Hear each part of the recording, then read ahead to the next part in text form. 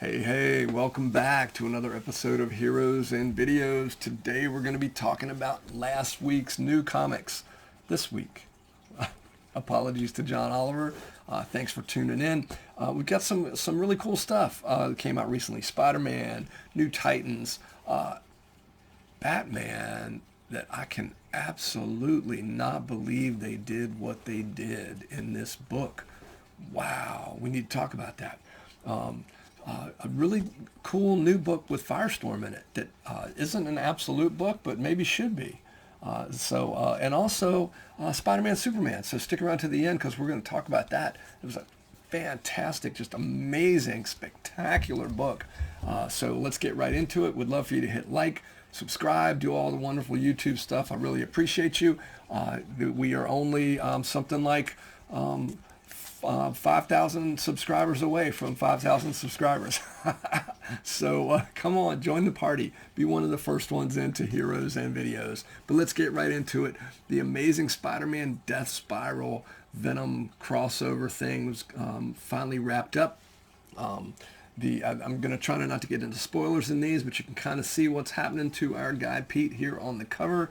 In case you were ever wondering what happens if Carnage ever bonded with Peter Parker, well, there you have it, and it ain't pretty. But a really good book. I've enjoyed this. It's been a neat. Yes, it's a Venom Spider-Man crossover, but it's connected some characters that hadn't touched base with each other in a while. It gives Eddie Brock a little closure. Introduces a twist, kind of a new thing in terms of Mary Jane's journey, and just great. One of those wonderful things that remind you why Peter Parker and Spider-Man are so amazing. So I'm really enjoying that, and I'm hoping we get back to some of those characters that were in the previous storyline that were kind of put on hold for this. So I'm looking forward to seeing where that goes. New Titans number 34 is out. There are new Titans here, along with our old Titans. I think I mentioned the last issue was very, very curious in terms of really didn't know what was going on. Looked like there were a new group of Titans. Well, there are a new group of Titans. This gives you a little bit more information on that, and I'm curious to see where this goes. So they're set up a pretty interesting dynamic between these new and old teams. So New Titans. Don't know if I mentioned we're going to try to be ripping through this episode pretty quickly. I know my recent old comic episode ran a little long, so of course I had to take a little bit more time to tell you that we're doing a short video, right? That is such a Heroes and Videos thing. Absolute Batman number 19. Now, this is a really subversive book because on the surface, see the little R there on the lapel of that character? We find out where the Robins are in this. Ooh, I didn't mean R, but yes, we find out where all of our Robins have been in the Absolute Universe. And again, just like with the Carnage thing, it ain't pretty. And absolute shocker if this holds up. What's going on in this? You'll see what looks like Deathstroke there, and also, and I believe that's Jack. Can't think of Jack's last name. Maybe Jack Napier from the movies, from the original Batman movie. What we think of as the Joker, but off the top of my head, I don't believe that is who that is in this book. It's been a few days since I read it. And the Scarecrow over there, one of the creepier versions of the Scarecrow I've ever read. But what else would you expect from the Absolute Universe? But that's not even the thing that made my jaw drop. This book, I'm really hoping that what appears to have happened in this book did not happen. But let me know in the comments if you want to get IM'd or something on a spoiler. But I'd rather not spoil the book. The few things that have happened with the characters in this book recently that I'm a little bit shocked about, and this one is, I was not ready for that. So we can talk about it in future episodes, but I don't want to really spoil it to you when it's that recent. Fury of Firestorm number 1. So this says Next Level on the front, but that's the variant cover, by the way, but this is not the Absolute Universe, but it is. Let's see if they have the regular cover inside. They do. I love that even though DC makes you pay a little bit more for the card stock, they let you have the original cover in there too, along with the variant. Oops, sorry about that. along with the variant. So really interesting story. It's trying to see who does the art on this because it is just beautiful, but it's got that feel to it. Jeff Lemire is writing it, and Raphael de la Torre is doing the art. But it's just neat. Some of it looks very superhero-y, but most of the book does not. It looks more like trying to think that it looks more like that artist, and this may be this very same artist that I don't want to spoil anything for you, but the guy did was it Old Man Logan maybe, and did some books in the Guardians of the Galaxy. Were hanging out with the X-Men for a brief period. I can't think of what other books they did, but he just has a really interesting art style. And but it's pretty intense. This is a take on Firestorm that I don't believe anybody's done yet. So it's very good. And so get in on the ground floor. The first issue just came out. Next up is Superman Spider-Man #1. Now this is a Gary Frank cover. Gary Frank did, I believe it was Doomsday Clock. That you can tell from that Superman there. And I want to say years ago he did a lot of Hulk.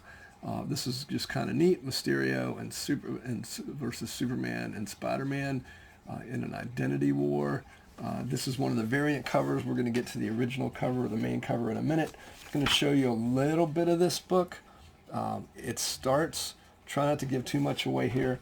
It starts with Superman and Spider-Man in a very claustrophobic situation. And I just thought that was a really neat setup. You put them in. What really makes these characters tick is not what's on the outside, what's on the inside. So put them together for a conversation, right? And it's really good. Again, don't want to spoil any of it for you, but it's just great. It reminds you of all the great, wonderful things about each of those characters. And in fact, whether that's their costumed identities or their secret identities, it's a really great book. Was reminded towards the end of the story, it apparently has been 50 years since the Superman Spider-Man Treasury team up. So as old as that makes me feel, it's pretty neat, and it kind of pulls on your heartstrings that this story is celebrating that. And then we've also got Spider-Man Noir and Superman, Dan Slott and Marcos Martin. And I apologize, I'm not taking time to read all the inkers and colorists and everything else. Everybody creating this book is just amazing. Gwen Stacy and Lana Lang have a really cute story. Mysterio versus Superman, and the Thing shows up. Hobgoblin and Steel. Ghost Spider and Supergirl. Miles Morales and Superman. Spider-Man and Superman by Jeff Loeb. And I'm mispronouncing your last name, I know, Jim Chung. But it's another great couple pages, I bet, that just reminds you how great these characters are. Oh, I am going to show you a little bit of The Wondrous and the Worthy, which is a story Jason Aaron did. I've mentioned in the past that Absolute Wonder Woman has kind of a vibe like the Jason Aaron book when Jane Foster was Thor. This book, I mean, check out those eyes there on Wonder Woman. This book, the few pages of this story in Spider-Man, Superman, have that vibe to it, like that run of Jason Aaron's on Thor, as well as, and that's kind of the vibe, one of the vibes that the Absolute Wonder Woman has. This is not Absolute Wonder Woman, but it's still kind of cool to see those two styles go together. So that's Spider-Man, Superman #1.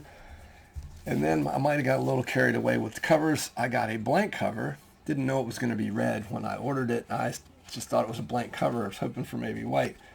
It does have the regular cover on the inside.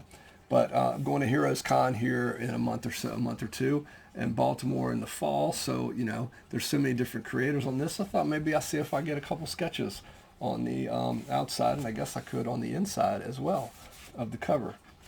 And that's because it's a ton of people worked on this book.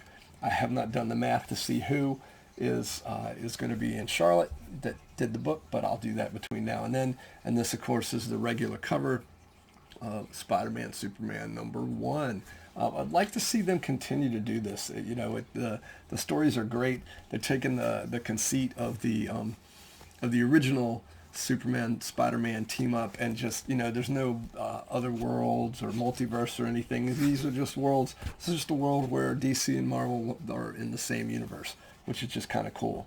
But again, just beautiful book. It's got the art, Pepe Larraz, who did the space part of the previous Spider-Man storyline, and amazing. And Brad Meltzer, who does a lot of, I want to say he did Identity Crisis, maybe, does a lot of DC stuff, but just really enjoyable book. So pick that up. You will thank me. You can thank me in the comments. Actually, it would help if you leave a comment and let me know some of the content you'd like to see on Heroes and Videos coming up. With that being said, thanks for spending a little time here on the channel. As always, keep reading comics, keep going to see movies in theaters, and be kind to each other.